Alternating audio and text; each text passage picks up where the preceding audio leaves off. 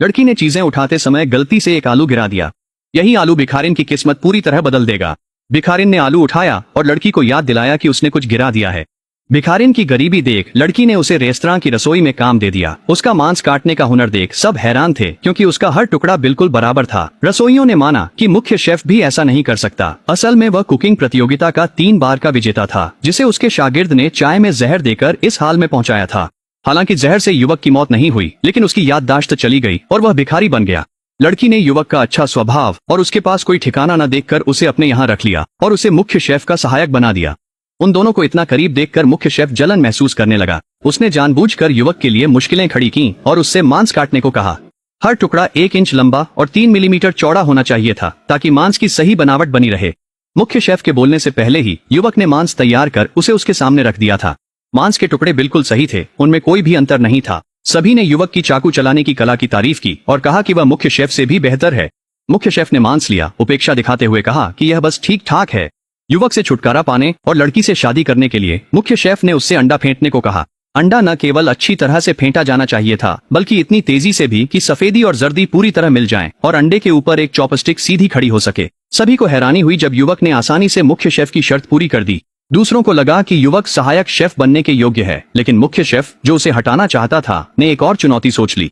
इस बार उसने युवक से कहा कि वह पोर्क टेंडरलॉइन को बैटर में लपेटे, जिसमें सॉस की मोटाई 1 मिलीमीटर से ज्यादा न हो। अगर सॉस की एक बूंद भी गिरती तो युवक को वहां से जाना पड़ता। युवक ने पहले पोर्क को बैटर में डुबोया, फिर अपनी आंतरिक ऊर्जा का उपयोग करके उसे समान रूप से लपेट दिया। एक हाथ से उसने चॉपिंग बोर्ड पर थपकी मारी और सारे बैटर लगे पोर्क के टुकड़े प्लेट पर पूरी तरह से सजे हुए थे। उसके हाथों पर सॉस की एक भी बूंद नहीं थी। सभी लोग हैरान रह गए। उन्होंने अंदाजा लगाया कि युवक कीगोंग तकनीक का इस्तेमाल कर रहा है। मुख्य शेफ ने खुद को हारता हुआ महसूस किया और युवक की कला को मानने से इनकार कर दिया, लेकिन युवक ने अपने सारे काम पहले ही पूरे कर लिए थे। मुख्य शेफ के पास कोई विकल्प नहीं बचा। उसे युवक को सहायक के रूप में रसोई में रहने देना पड़ा। बाद में मुख्य शेफ ने स्वीट एंड सॉर पोर्क की एक प्लेट बनाई और युवक से कहा कि वह इसे वांग अध्यक्ष को परोसे। युवक ने तुरंत उस डिश में एक समस्या देखी।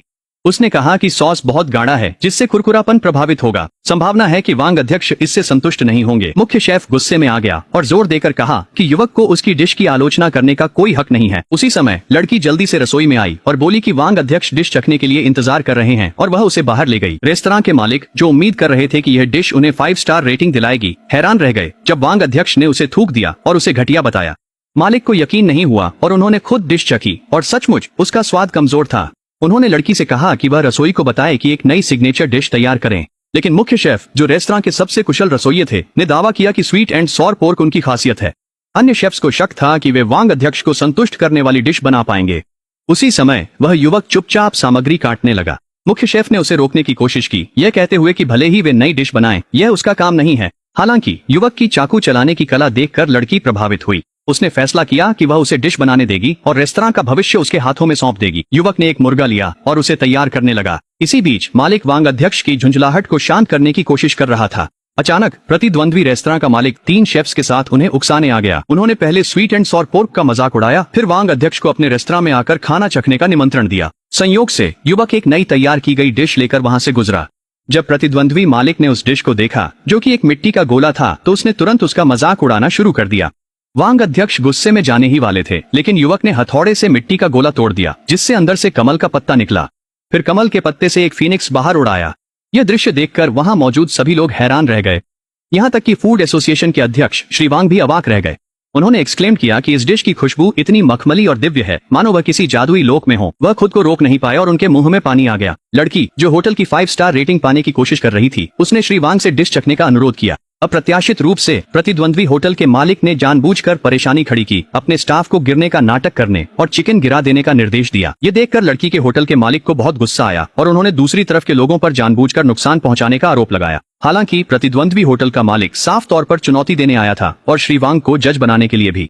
जो होटल हार जाएगा उसे बंद करना पड़ेगा और फिर कभी फूड इंडस्ट्री में हिस्सा नहीं ले सकेगा। अनिच्छा से लड़की के होटल के मालिक ने चुनौती स्वीकार कर ली। पहला राउंड चाकू चलाने की कला की प्रतियोगिता होगी। प्रतिद्वंद्वी होटल ने ऐसे शेफ को भेजा जो चाकू देवता का वंशज था और चाकू चलाने की कला में दुनिया में पहले स्थान पर था। यह देखकर कि कोई आगे आने की हिम्मत नहीं कर रहा था, लड़की ने खुद हिस्सा लेने का फैसला किया। उसे प्रतिद्वंद्वी होटल के मालिक ने मजाक उड़ाया, जिसने कहा कि उसकी नाजुक कदकाठी के साथ वह चाकू पकड़ भी नहीं पाएगी। इस नाजुक मौके पर युवक फिर से आगे आया और प्रतियोगिता में हिस्सा लेने का फैसला किया। यह देखकर सभी ने मालिक से किसी और को चुनने की गुजारिश की, क्योंकि वह युवक तो बस एक भिखारी था और मुकाबले के लायक नहीं था। यह सुनकर सभी को लगा कि उसकी हार तय है। फिर भी युवक शांत और बेफिक्र बना रहा। प्रतिद्वंद्वी शेफ की शानदार चाकू चलाने की कला देखकर भीड़ उसकी तारीफ करने लगी, सोचने लगी कि ऐसी कला देखना तो एक दुर्लभ मौका है। यहाँ तक कि मिस्टर वांग ने भी अपनी स्वीकृति जताई। फिर युवक ने अपनी चाकू चलाने की कला दिखाना शुरू किया। जब युवक ने अपनी आंखें बंद कर लीं, तो सभी उसका मजाक उड़ाने लगे, सोचने लगे कि वह तो सो गया है। उन्हें पता नहीं था कि युवक अपनी सुनहरी आंखों का इस्तेमाल कर रहा था और मछली की संरचना को ध्यान से देखने के बाद उसने चाकू उठाया और काटना शुरू कर दिया। हालांकि उसकी चाकू चलाने की कला को जल्दी ही भीड़ ने आलोचना की। उन्हें लगा कि उसकी जीतने की कोई संभावना नहीं है, जैसा कि उम्मीद थी। जब दोनों ने अपनी मछली की स्लाइस मेज पर पेश की, तो मिस्टर वांग ने प्रतिद्वंद्वी शेफ की स्लाइस की पतलापन और नाजुकता की तारीफ की, जबकि युवक की स्लाइस को उन्होंने घटिया बताया। जैसे ही वह पहले दौर के विजेता की घोषणा करने वाले थे, भीड़ ने देखा कि युवक द्वारा काटी गई मछली अभी भी जीवित थी। इस चमत्कारी चाकू कौशल ने सभी को हैरान कर दिया। अंत में मिस्टर वांग ने युवक को विजेता घोषित किया। लड़की को विश्वास ही नहीं हुआ कि जिस भिखारी को उसने शरण दी थी, उसमें इतनी असाधारण पाक कला थी। दूसरा दौर पास्ता पर केंद्रित था।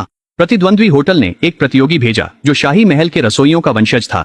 प्रतिद्वंद्वी की वृद्ध अवस्था को देखकर लड़की के होटल के मुख्य रसोइये को पूरा विश्वास था कि वह उसे हरा सकता है, इसलिए उसने इस दौर की प्रतियोगिता के लिए स्वयं को आगे किया। वह अपनी बनाई हुई नूडल्स पर पूरा भरोसा जताते हुए वृद्ध प्रतियोगी का मजाक उड़ाने लगा और दावा किया कि उसकी हार निश्चित है। हालांकि उसने उस व्यक्ति की असली क्षमता को कम आंका था।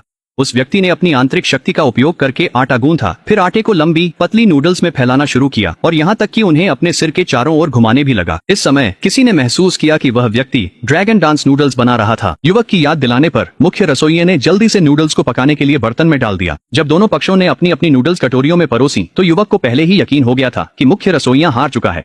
और सचमुच मिस्टर वांग ने दोनों व्यंजनों का निरीक्षण करने के बाद प्रतिद्वंद्वी होटल को विजेता घोषित कर दिया। इससे मुख्य रसोइया बहुत निराश हो गए। अब दोनों होटलों के बीच स्कोर 1-1 हो गया था और तीसरे राउंड में विजेता तय होना था। तीसरे राउंड में प्रतियोगी अपनी अपनी एक डिश बनाएंगे। लड़की को युवक की पहले की असाधारण पाक कला याद थी, इसलिए उसने तय किया कि इस राउंड में वही होटल का प्रतिनिधित्व करेगा। हालांकि मुख्य रसोइया और अन्य लोग सहमत नहीं थे, लेकिन युवक को ही मुकाबले में उतारने के अलावा कोई विकल्प नहीं था। प्रतिद्वंदी होटल के प्रतियोगी को देखकर होटल के मालिक ने चौंकते हुए कहा कि वह पाक कला के भगवान का पोता है। सभी को लगा कि वे यह राउंड पहले ही हार चुके हैं, लेकिन वे यह नहीं जानते थे कि वह युवक खुद पाक कला का भगवान है। जल्द ही तीसरा राउंड आधिकारिक रूप से शुरू हो गया।